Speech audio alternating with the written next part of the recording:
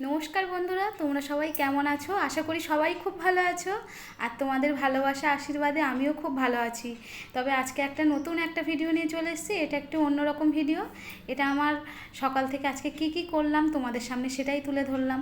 সকালে ঘুম থেকে উঠে তো অনেক কাজ ছিল, সেগুলো সব করার পরে আজকে কদিন ধরে বৃষ্টি হচ্ছিল, সেই জন্য জামাকাপড় কাচতে পারছিলাম না। তোমাদের সাথে এর আগের ভিডিও বলেছিলাম।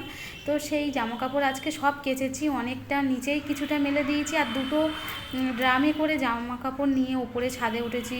আর ওই সিঁড়ি দিয়ে উঠতে খুবই কষ্ট হয়ে গিয়েছে, পুরো হাঁপিয়ে গেছি রোদ্দুরে। আর রোদ্দুরটাও ছিল খুব, তাকাতে পারছিলাম না। আর এত জামা কাপড় কেচেছি আজকে, খুব কষ্টও হয়ে গেছে। তবে আমার মনটাও খুব খারাপ আজকে। আর ভগবানকে ডাকছিলাম, কারণ আমি আজকে জামা কাপড় কাচতে কাচতে আমার হাতের শাখাটা বেড়ে গেছে। আর মেয়েদের শাখা সিঁদুর হচ্ছে স্বামীর জন্যেই পরে। তো ও কাজে বেরিয়ে গেছিলো, আমার মনটাও খারাপ লাগছিল। আর ঠাকুরকে ডাকছিলাম যেন কোনো যেন কিছু না হয়। তো আমি আর ঠাকুরকে এটাও ডাকছিলাম, জামা কাপড় সব মেলা আছে, সেগুলো তুলতে হবে যদি বৃষ্টি এসে যায়। তো আমার একটা বান্ধবী, আবার আমার স্টুডেন্ট ছিল এক সময়, ও এসছে ভুরু প্লাক করতে। তো কী করব, বেলাও হয়ে গেছে, ওকে ভুরু প্লাক করে দিলাম। তো করে দেওয়ার পরে আমি স্নান করে ঠাকুরের পুজো দিয়ে নিয়েছিলাম। আজ একাদশীর দিনে ভগবানকে স্নান করিয়ে, আর আমি সেইভাবে গোপালের সেবা করতে পারি না, তাও আমি যতটা পারি চেষ্টা করি। গোপালের সেবা করতে গেলে অনেক নিষ্ঠাভাবে করতে হয়। তো গোপাল তো সবই জানে আমি কতটা কষ্ট করি। আর সে তো আমি সেইভাবে করতেও পারি না। তো যতটুকু করার করি। পুজোটা দেওয়ার পরে আমি রেডি হয়ে নিয়েছিলাম, রান্না করতে যাব বলে একটু সানস্ক্রিন মেখে নিয়েছিলাম। কারণ এই রোদ্দুরে ছাদে থেকে ঘুরে আসার পরে আমি সবাইকে জ্ঞান দিই যে সানস্ক্রিন মেখে রান্না করতে যাবে, কিন্তু নিজের বেলা আমি কোনো দিনই সানস্ক্রিন মেখে রান্না করতে যেতে পারি না, মনে থাকে না।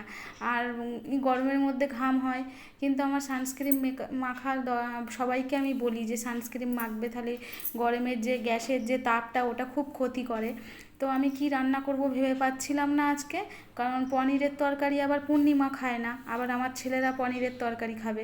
আজকে শনিবার নিরামিষই, ওই জন্য কী করব, ওই পনিরের তরকারি করেছিলাম পোস্ত দিয়ে, আলু দিয়ে, ডাল করেছি, আলুর বড়া করেছি। আর আমি 2টো বেজে গেলে পূর্ণিমার জন্য টেনশান হয়, ও খিদে সহ্য করতে পারে না।